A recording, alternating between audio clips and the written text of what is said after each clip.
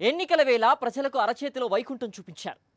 ప్రజల్ని మభ్యపెట్టడానికి ఇష్టానుసారంగా హామీల వర్షం కురిపించారు. సూపర్ 6 అంటూ అలివి కాని హామీలతో ఊదరగొట్టారు.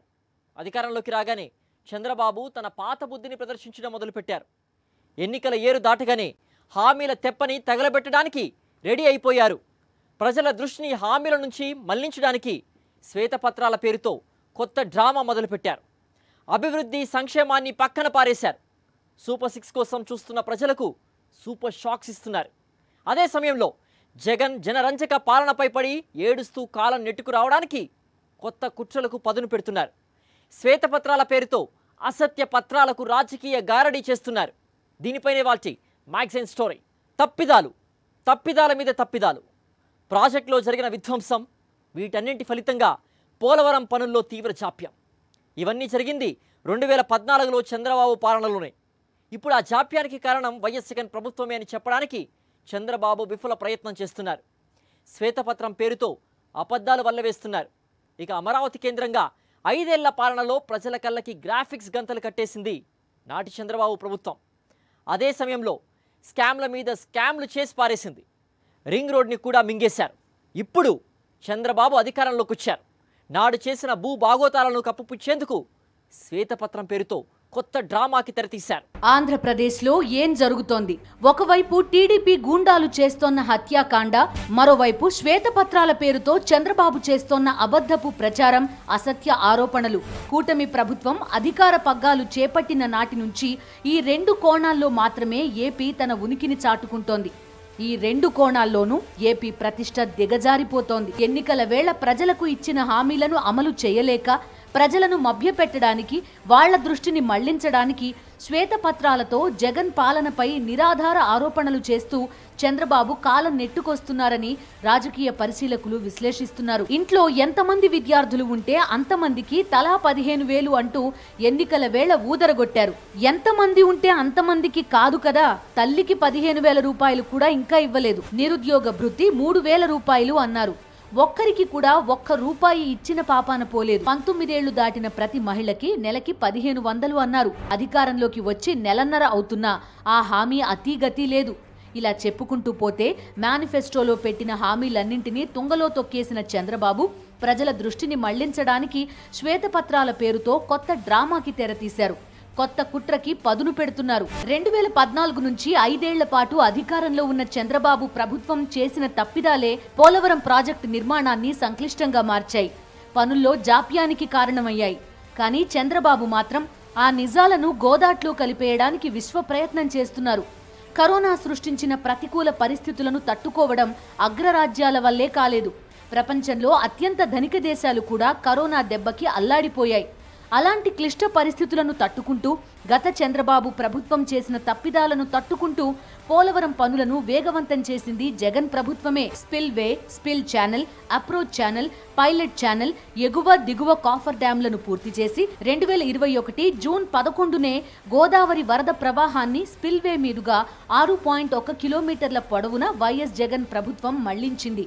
పోలవరం ప్రాజెక్ట్ ని పరుగులు పెట్టించింది. ఎందుకంటే డ్యాం నిర్మాణంలో చారిత్రక తప్పిదం జరిగింది చంద్రబాబు హయాంలో కాబట్టే అంటున్నారు సాగునీటి నిపుణులు, అధికారులు. గోదావరి వరదను మళ్లించేలా స్పిల్వే, స్పిల్ ఛానల్, ఎగువ దిగువ కాఫర్ డ్యాంలు పూర్తి చేయకుండా earth cum rock fill dam gap 2లో 1,396 మీటర్ల పొడవున డయాఫ్రామ్ వాల్ నిర్మించింది చంద్రబాబు ప్రభుత్వం. ఈ చారిత్రక తప్పిదం జరగకపోయి ఉంటే 2022 నాటికే నాటి సీఎం వైఎస్ జగన్ పోలవరాన్ని పూర్తి చేసి ఉండేవారని సాగునీటి రంగ నిపుణులు, అధికార వర్గాలు స్పష్టం చేస్తున్నాయి. నాడు చంద్రబాబు చేసిన ఈ తప్పిదమే ఇప్పుడు పోలవరాన్ని అత్యంత సంక్లిష్టంగా మార్చేసింది. ఆ నిజాలను గోదాట్లో కలిపేసి శ్వేతపత్రం పేరుతో అసత్య ప్రచారం మొదలుపెట్టారు చంద్రబాబు. కాఫర్ డ్యాములు కంప్లీట్ అయితే నదిలో నీరు నిలుస్తుంది. నదిలో నీళ్లు నిలవకోకుండా ఉండాలి అంటే నది డైవర్షన్ కంప్లీట్ కావాలి. నది డైవర్షన్ కంప్లీట్ కాలేదు, అందువల్ల కాఫర్ డ్యాములు పూర్తి చేయడానికి వీలు కాలేదు. ఇది పచ్చి వాస్తవం. ఈ వాస్తవాన్ని దాచిపెట్టి జగన్మోహన్ రెడ్డి గారు కాంట్రాక్టర్ను మార్చేశాడు. అందువల్లే ఆ కాఫర్ డ్యాములు పూర్తి కాలేదు. నో, ఆ కాఫర్ డ్యాములు పూర్తయితే నది పొంగి డైవర్షన్ కాలేదు కాబట్టి పొంగి 54 గ్రామాలు మునిగిపోతాయి. ఈ వాస్తవాన్ని చెప్పరే? ఈ వాస్తవాన్ని స్టడీ చేసామే మేము.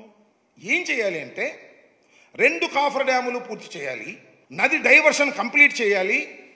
నది డైవర్షన్ కంప్లీట్ చేసినప్పుడు కాఫర్ డ్యాములు పూర్తయినప్పుడు కాఫర్ డ్యాములు అలా అడ్డం ఉంటే నది డైవర్షన్లో వెళ్ళిపోతుంది ఎంత వరద వచ్చినా. అప్పుడు మీరు డయాఫ్రామ్ వాల్ వేయాలి. ముందే డయాఫ్రామ్ వాల్ వేసారు, బిల్లు చేసేసుకున్నారు. ఇది చరితాత్మకమైన తప్పిదం. దేశ చరిత్రలోనే అతిపెద్ద భూదోపిడీకి మౌన సాక్షిగా నిలిచింది అమరావతి. 2014 నుంచి 2019 వరకు 5 ఏళ్ల పాటు బ్రిటిష్ పాలకుల సామ్రాజ్యవాద దోపిడీని మరపిస్తూ టీడీపీ పెద్దలు సాగించిన భూ దోపిడీకి నిలువెత్తు సాక్ష్యం అమరావతి. భూ బాగోతాలు తన నిర్వాకాలను కప్పిపుచ్చి మభ్యపెట్టేందుకే తాజాగా అమరావతిపై శ్వేతపత్రం అంటూ మరో డ్రామాకు చంద్రబాబు తెరతీశారు. అమరావతి వేదికగా చంద్రబాబు సాగించిన భూదందాను అప్పట్లోనే నిపుణుల నుంచి సామాన్యుల వరకు అందరూ తీవ్రంగా వ్యతిరేకించారు. అమరావతి ప్రాంతం రాజధాని నిర్మాణానికి అనువైనది కాదని శివరామకృష్ణన్ కమిటీ స్పష్టం చేసింది. ఏడాదికి 3 పంటలు పండే భూములను నాశనం చేయొద్దని పర్యావరణవేత్తలు అభ్యంతరం చెప్పారు. జీవనాధారమైన తమ భూములను కొల్లగొట్టొద్దని బడుగు బలహీన వర్గాలు, పేద రైతులు వేడుకున్నారు. ఆ నివేదికలను, విశ్లేషణలను, విన్నపాలను ఎగతాళి చేస్తూ అమరావతిలో భూదోపిడీకి స్కెచ్ వేశారు. అసైన్డ్ భూములను బినామీల ద్వారా హస్తగతం చేసుకుని పరిహారం ప్రకటించుకున్నారు. రాజధాని ప్రచారంతో చేసిన మాయాజాలం అంతా ఇంతా కాదు. భూ సమీకరణ ముసుగులో దోపిడీ చేశారు. అసైన్డ్ భూములు, ప్రభుత్వ భూములు, లంక భూములు స్వాహా చేశారు. ఇన్నర్ రింగ్ రోడ్లో తిరిగిన అవినీతి మలుపులు అన్నీ ఇన్ని కావు. ఎన్ని రకాలుగా భూదోపిడీకి పాల్పడొచ్చో అన్ని విద్యలు ప్రయోగించారు. చంద్రబాబుతో పాటు ఆయన కుటుంబ సభ్యులు, నాటి టీడీపీ ప్రభుత్వంలో మంత్రులు, టీడీపీ నేతలు, వారి బినామీలు అమరావతి భూములపై వాలిపోయారు. 5 ఏళ్ల పాటు రాజధానిని నిర్మించింది లేదు, అభివృద్ధి చేసింది లేదు. ఇప్పుడు మరోసారి అధికారంలోకి రాగానే తమ భూ దోపిడిని కప్పిపుచ్చుకోవడానికి శ్వేతపత్రం సాకుతో జగన్ పాలనపై నిరాధార ఆరోపణలు చేస్తూ సంబరపడిపోతున్నారు చంద్రబాబు. రాజధాని ప్రకటన జరిగేంత వరకు ప్రభుత్వ అధికార సమాచారాన్ని వాడుకొని అమరావతి ప్రాంతంలో పెద్ద ఎత్తున భూములు కొనుగోళ్లు జరిగాయా లేదా? గుంటూరు జిల్లాలోని తుళ్ళూరు కానివ్వండి, అమరావతి, తాడికొండ, పెదకురపాడు, మంగళగిరి, పెదకాకాని, తాడేపల్లి, అట్లాగే కృష్ణా జిల్లాలోని ఇబ్రహీంపట్నం, పెనమలూరు, విజయవాడ రూరల్, చండ్రపాడు మండలాల్లో భూముల లావాదేవీలు జరిగాయి. అవి వాస్తవం కాదు. జూన్ 2014 నుండి డిసెంబర్ 2014 వరకు గుంటూరు జిల్లాలో రాజధాని దాని చుట్టుపక్కల ప్రాంతాల్లో 2279.9 ఎకరాలు కొనుగోలు జరిగాయి రాజధాని రాకముందే. కృష్ణా జిల్లాలో 1790 ఎకరాలు కొనుగోలు చేశారు. అంటే జూన్ 2014లో 530.69 ఎకరాలు, జూలైలో 685.34 ఎకరాలు, ఆగస్టులో 353.03 ఎకరాలు, సెప్టెంబర్లో 567.226 ఎకరాలు, అక్టోబర్లో రమారమి 564 ఎకరాలు, నవంబర్లో 836 ఎకరాలు, డిసెంబర్లో 531 ఎకరాలు. మొత్తం అందుబాటులో ఉన్నటువంటి రికార్డుల ప్రకారం సుమారు 4000 ఎకరాలు కొనుగోలు చేశారు. ఇది కరెక్టే కాదని నీకు తెలిసి దీని మీద ఖచ్చితంగా ప్రజలకు చెప్పాల్సినటువంటి అవసరం ఉంది. ఎన్నికల్లో ఇచ్చిన హామీల అమలు లేదు. ఆ మాటకొస్తే అమలు సంగతి తర్వాత, అసలు వాటిని అమలు చేసే ఉద్దేశం ఉన్నట్టుగా కూడా చంద్రబాబు ప్రభుత్వం తన ఉనికిని చాటుకోవడం లేదు. సంక్షేమ పథకాలు అటకెక్కాయి, అభివృద్ధి ఊసేలేదు. మరోవైపు టీడీపీ గూండాలు ఏపీ అంతటా హింసరచన చేస్తున్నాయి. దేశమంతా నివ్వెరపోయేలా హత్యాకాండను కొనసాగిస్తున్నారు. ఇంత ఘోరమైన స్థితిలోకి ఆంధ్రప్రదేశ్ని నెట్టేసి తీరిగ్గా శ్వేతపత్రాల పేరుతో చంద్రబాబు ఆడుతోన్న డ్రామాలు చూసి తలపండిన రాజకీయ పరిశీలకులు కూడా నివ్వెరపోతున్నారు. లా అండ్ ఆర్డర్, శాంతి భద్రతల పరిరక్షణ గురించి చంద్రబాబే చెప్పాలి, దేశమంతా నేర్చుకోవాలి. నిజమే కదా మరి. కేవలం 50 రోజుల్లో బీహార్, పశ్చిమ బెంగాల్ రాష్ట్రాల సరసన ఆంధ్రప్రదేశ్ని చేర్చేసిన ఘనత నారావారిదే. రాష్ట్రాన్ని రావణ కాష్టంలా రెగిలిస్తూ పశ్చిమముఖ ఏపీ అంతటా స్వైర విహారం చేస్తుంటే, ధృతరాష్ట్ర పాలన చేస్తూ తిరిగి జగన్ పాలనపైనే నిరాధార ఆరోపణలు చేస్తున్నారు చంద్రబాబు. అలానే జగన్ ప్రవేశపెట్టిన భూ సంస్కరణలతో 25 లక్షల మంది ప్రజలకు ప్రయోజనం కలిగింది. దేశమంతా మెప్పు పొందిన భూ సంస్కరణలు ఇవి. 5 ఏళ్ల జగన్ పాలనలో మైనింగ్లో వేల కోట్ల రూపాయల ఆదాయం పెరిగింది. వీటన్నింటినీ దాచిపెట్టేసి శ్వేతపత్రం పేరుతో అబద్ధాలు వల్లవేస్తున్నారు చంద్రబాబు. అధికారంలోకి రాగానే ఏ ప్రభుత్వం అయినా పాలన మీద దృష్టి పెడుతుంది. కానీ చంద్రబాబు మాత్రం తన హామీల నుంచి ప్రజలను ఏమార్చడం మీద, తన గత పాలనలో జరిగిన దోపిడీల నుంచి ప్రజల దృష్టిని మళ్లించడం మీదే ఫోకస్ పెట్టారని రాజకీయ పరిశీలకులు విశ్లేషిస్తున్నారు. ఈ క్రమంలోనే శ్వేతపత్రాల మీద శ్వేతపత్రాలను విడుదల చేస్తూ, సమీక్షల మీద సమీక్షలు నిర్వహిస్తూ జగన్ పాలనపై నిందలు మోపటానికే సమయం కేటాయిస్తున్నారు. ఇలా కాలం నెట్టుకు రావటానికే చంద్రబాబు ప్రాధాన్యతను ఇవ్వటం రాజకీయ వర్గాలను సైతం ఆశ్చర్యపరుస్తోంది. శ్వేతపత్రాల పేరుతో అసత్యాల ప్రచారానికి సై అంటే సై అంటున్న చంద్రబాబు లా అండ్ ఆర్డర్ పై కూడా వైట్ పేపర్ రిలీజ్ చేశారు.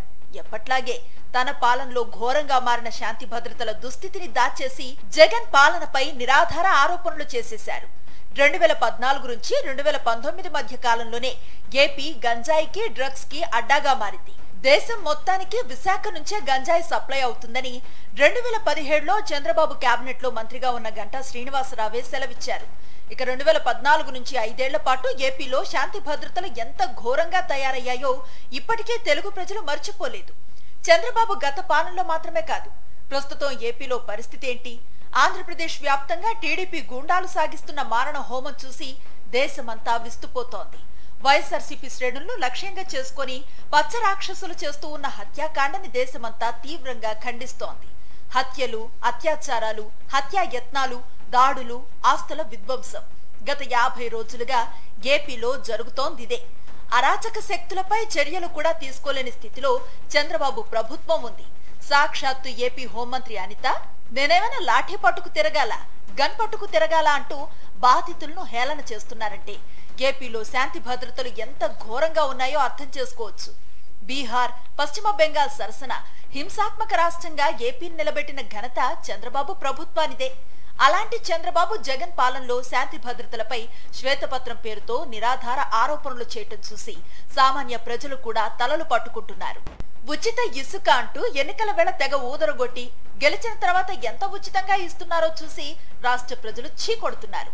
అమరావతి భూముల నుంచి మొదలు పెడితే 2014 నుంచి 5 ఏళ్ల పాటు చంద్రబాబు పాలనలో జరిగిన భూకుంభకోణాలు అన్ని ఇన్ని కావు. అలాంటి చంద్రబాబు ఇప్పుడు శ్వేతపత్రం పేరుతో జగన్ పాలనపై నాన్ స్టాప్ గా నిందలు మోపుతున్నారు. చివరకు వైఎస్ఆర్సీపీ ప్రభుత్వంలో నిరుపేదలకు భూమిని పంచటాన్ని కూడా అక్రమమే అంటున్నారు చంద్రబాబు. 46,000 ఎకరాలను 40,000 మందికి పైగా రైతులకు పంపిణీ చేయటాన్ని తప్పుపడుతూ అందులో 8,000 ఎకరాలను వైఎస్ఆర్సీపీ వారికి పంచారంటూ గగ్గోలు పెట్టారు. నిరుపేదలైన వారికి భూములు ఇవ్వటాన్ని వక్రీకరిస్తూ అందులో 1,300 కోట్ల అవినీతి జరిగిందని పేదలపై తనకున్న ద్వేషాన్ని చంద్రబాబు చాటుకున్నారు. చంద్రబాబు తన హయాంలో భూ పంపిణీయే చేయలేదు. 2019లో చంద్రబాబు దిగిపోయే నాటికి మైన్స్ ద్వారా ప్రభుత్వానికి రాబడి ఏటా 2,000 కోట్ల రూపాయలు మాత్రమే ఉండేది. అది 2024లో ఏటా దాదాపు 4,000 కోట్లకు చేరింది. అంటే 5 ఏళ్ల కాలంలో మైన్స్ ద్వారా వచ్చే ఆదాయాన్ని జగన్ ప్రభుత్వం రెట్టింపు చేసింది. ఖజానాకు ఆదాయం రెట్టింపైనప్పుడు 19,000 కోట్ల కుంభకోణం జరిగిందని ఆరోపణ చేయటం విచిత్రం కాదా? గనుల కేటాయింపుల్లో పారదర్శక విధానాలు తెచ్చి ఆదాయం పెంచిన జగన్ ప్రభుత్వం పారదర్శకంగా పనిచేసినట్లా, లేకపోతే ఆదాయం తక్కువ చేసి పారదర్శక విధానాలు లేకుండా చేసిన చంద్రబాబు ప్రభుత్వం కుంభకోణాలకు పాల్పడినట్లా? అధికారంలోకి వచ్చిన నెలన్నర వ్యవధిలోనే 40 లక్షల టన్నుల ఇసుకను మింగేశారు టీడీపీ నేతలు. కానీ చంద్రబాబు మాత్రం వైఎస్ఆర్సీపీ హయాంలో ఇసుక దోపిడీ జరిగిపోయిందంటూ గుండెలు బాదుకుంటున్నారు. వైఎస్ఆర్సీపీ ప్రభుత్వం 2019 నుంచి ఖజానాకు ఏటా 780 కోట్ల రాబడి తెచ్చే విధానాన్ని తీసుకొచ్చి టెండర్లు పిలిచి ఇసుకను అప్పగించింది. 5 ఏళ్లలో 4,000 కోట్లు ఇసుక ద్వారా ప్రభుత్వానికి రాబడి వచ్చింది. 2014 నుంచి 2019 మధ్య ఇసుక ఫ్రీగా ఇచ్చానని బుకాయించిన చంద్రబాబు ఎంత దోపిడీకి తెరతీశారో, ఇప్పుడెంత పెద్ద స్కెచ్ గీశారో అని రాజకీయ వర్గాల్లోనే చర్చ సాగుతోంది. 100 కోట్లు కాదు, 1000 కోట్లు కాదు, లక్షల కోట్లు. మీరు వింటున్నది నిజమే. 2014 నుంచి 2019 మధ్య కాలంలో ఒక్క మద్యం దోపిడీలోనే లక్షల కోట్ల రూపాయలు దిగమింగేశాయి పచ్చ కండువాలు. ఊరు పేరు లేని బ్రాండ్లు ఏపీ ప్రజలకు పరిచయం చేసింది కూడా చంద్రబాబే. జగన్ పాలనలో ఆంధ్రప్రదేశ్లో మద్యం వినియోగం తగ్గిందని సాక్షాత్తు కేంద్ర ప్రభుత్వమే చెబుతుంటే నారావారు మాత్రం ఇష్టానుసారంగా అసత్యాలు ప్రచారం చేస్తున్నారు. శ్వేతపత్రం అంటే అర్థం వైట్ పేపరే కదా, ఎవరు తోచింది వాళ్ళు రాసుకోవచ్చు అని చంద్రబాబు ఉద్దేశం కాబోలు. కూటమి ప్రభుత్వం పవర్లోకి వచ్చిన నాటి నుంచి ఏపీలో జరుగుతోంది రెండే. ఓవైపు టీడీపీ గుండాల హింసాకాండ, ఇంకోవైపు శ్వేతపత్రాల పేరుతో చంద్రబాబు అసత్య పత్రాల హంగామా. దశాబ్దాలుగా మద్యం సిండికేట్ కేంద్రంగా తన ఉనికిని బలంగా చాటుకున్న నాయకుల్లో చంద్రబాబు అగ్రగణ్యులు. 2014 నుంచి 2019 మధ్య 5 ఏళ్ల కాలంలో ఏపీలో టీడీపీ మద్యం సిండికేట్ చెలరేగిపోయింది. పర్మిట్ రూమ్లు, బెల్ట్ షాపులతో మద్యం ఏరులై పారింది. 4380 మద్యం దుకాణాలకు అనుబంధంగా అంతే సంఖ్యలో పర్మిట్ రూమ్లకు అనుమతినిచ్చింది చంద్రబాబే. వీటికి తోడు 43,000కు పైగా బెల్ట్ దుకాణాలతో ఏపీలో చంద్రబాబు పాలనలో ఎప్పుడు కావాలంటే అప్పుడు, ఎక్కడ కావాలంటే అక్కడ మద్యం అందుబాటులో ఉండేది. అలాంటి చంద్రబాబు ఎక్సైజ్ పై శ్వేతపత్రం అంటూ యథావిధిగా జగన్ పాలనపై నిందలు మోపారు. 2014 నుంచి 2019 మధ్య కాలంలో ఏడాదికి 2,50,000 కోట్ల రూపాయల చొప్పున 5 ఏళ్లలో ఏకంగా 12,50,000 కోట్లు టీడీపీ మద్యం సిండికేట్ కొలగొట్టింది. President medal, Hyderabad blue deluxe లాంటి విస్కీ బ్రాండ్ల నుంచి బూమ్ బూమ్ లాంటి బీర్ బ్రాండ్ల దాకా విచ్చలవిడిగా అనుమతులు ఇచ్చింది చంద్రబాబు జమానాలోనే. ఆంధ్రప్రదేశ్ లో 20 మద్యం డిస్టిల్లరీలు ఉంటే వాటిలో 14 డిస్టిల్లరీలకు చంద్రబాబు సీఎంగా ఉండగానే అనుమతినిచ్చారు. వైఎస్ఆర్సీపీ ప్రభుత్వం అధికారంలో ఉన్నప్పుడు కొత్తగా ఒక్క డిస్టిల్లరీకి అనుమతిని ఇవ్వలేదు. జగన్ ప్రభుత్వ హయాంలో ఆంధ్రప్రదేశ్ లో మద్యం వినియోగం తగ్గిందని పార్లమెంటుకి కేంద్ర హోంశాఖ తన నివేదికలో స్పష్టంగా చెప్పింది. కోలుకోలేని బకాయిలతో విద్యుత్ సంస్థల మనుగడనే ప్రశ్నార్థకం చేసి సరఫరా వ్యవస్థను సర్వనాశనం చేసిన చంద్రబాబు పాత ప్రభుత్వ బకాయిలను చెల్లించి విద్యుత్ వ్యవస్థను పట్టాలెక్కించిన జగన్ పై శ్వేతపత్రం పేరుతో అసత్యాలు వండివార్చారు. డిస్కామ్ల నికర విలువ 2014లో చంద్రబాబు గెలిచే నాటికి సుమారు -4,315 కోట్లుగా ఉంది. ఆ ప్రభుత్వం దిగిపోయే నాటికి అంటే 2019 నాటికి నికర విలువ దారుణంగా క్షీణించి ఏకంగా -20,000 కోట్లకు చేరింది. 2014-15 నుంచి 2018-19 వరకు 5 ఏళ్లలో 13,225 కోట్లు మాత్రమే అప్పటి ప్రభుత్వం సబ్సిడీ చెల్లించింది. 2019-20 నుంచి 2023-24 వరకు 4 ఏళ్లలోనే సబ్సిడీ ఆర్థిక మద్దతు కింద జగన్ సర్కార్ 47,800.92 కోట్లను చెల్లించింది. జెన్కో, ట్రాన్స్కో, డిస్కామ్ల అప్పులు, విద్యుత్ ఉత్పత్తి సంస్థలకు పంపిణీ సంస్థలు చెల్లించాల్సిన బకాయిలు 2014 మార్చి నాటికి 29,551 కోట్లు ఉంటే చంద్రబాబు దిగిపోయే నాటికి 86,215 కోట్లకు పెరిగాయి. అంటే ఏకంగా 56,663 కోట్లు పెరిగాయి. సగటున అప్పుల వృద్ధి రేటు 24%. అదే జగన్ హయాంలో 86,215 కోట్లు కాస్త 1,22,518 కోట్లకు పెరిగాయి. అంటే కోవిడ్ లాంటి సంక్షోభాలు ఉన్నా, చంద్రబాబు చేసిన అప్పుల భారం అధికంగా ఉన్నా జగన్ హయాంలో పెరిగిన అప్పులు కేవలం 36,303 కోట్లు. ఈ సత్యాలన్నీ శ్వేతపత్రాల పేరుతో, రోత పత్రాలతో ఏపీ ప్రజలను మభ్యపెడుతున్నారు చంద్రబాబు. 2018-19 అంటే చంద్రబాబు నాయుడు గారు దిగిపోయే నాటికి 63,675 మిలియన్ యూనిట్లకి ఆ డిమాండ్ పెరిగింది. అంటే కేవలం సగటున 1.9% వృద్ధి రేటు. 59,198 మిలియన్ యూనిట్ల నుంచి 63,675 మిలియన్ యూనిట్ల కంటే కొత్త కనెక్షన్లు ఇవ్వలేదు. ఎవరు అడిగినా సరే వాళ్ళకి సంబంధించినటువంటి వ్యవసాయ రంగానికి సంబంధించినటువంటి కనెక్షన్లు కానీ మరొకటి కానీ డిమాండ్ పెరగకుండా ఆయన మేనేజ్ చేసుకుంటూ వచ్చి అందరినీ ఇబ్బందులు పాలు చేసి ఈరోజు నేను బ్రహ్మాండంగా అడిగినటువంటి వాడికల్లా కరెంట్ ఇచ్చాను అని అన్నాడు. అప్పుడు మన సగటు వృద్ధి రేటు ఎంత అంటే చంద్రబాబు నాయుడు గారు ఉన్నటువంటి గత ప్రభుత్వంలో 2014 నుంచి 2019 వరకు కేవలం 1.9% అయితే జాతీయ సగటు వృద్ధి రేటు ఎంత అంటే 4.5%. ఎన్నికల్లో ఇచ్చిన హామీలను తొంగలో తొక్కి ప్రజలను మరోసారి మోసం చేయడానికి రెడీ అయిన చంద్రబాబు ప్రభుత్వం ఆ క్రమంలో ప్రజలను ఏమార్చడానికి, వాళ్ల దృష్టిని మళ్లించడానికి శ్వేతపత్రాల డ్రామాను మొదలుపెట్టింది. ఓవైపు టీడీపీ గుండాల స్వైర విహారంతో రాష్ట్రం రావణ కాష్టంలా రగిలిపోతుంటే శాంతి భద్రతలను పరిరక్షించే బాధ్యతను పక్కన పారేసి జగన్ పాలనపై నిందలు వేస్తూ నిరాధార ఆరోపణలతో సంబరపడిపోతున్నారు చంద్రబాబు. ఆంధ్రప్రదేశ్ ప్రతిష్టను దిగజారుస్తూ రాష్ట్రంలో చోటు చేసుకుంటున్న పరిణామాలను నిశితంగా గమనిస్తున్న సామాన్య ప్రజలు చంద్రబాబు ఆటవిక పాలనపై వైఎస్ఆర్సీపీ చేస్తున్న పోరాటానికి మద్దతును ప్రకటిస్తున్నారు. ఇది వాటి మ్యాక్సిన్ స్టోరీ.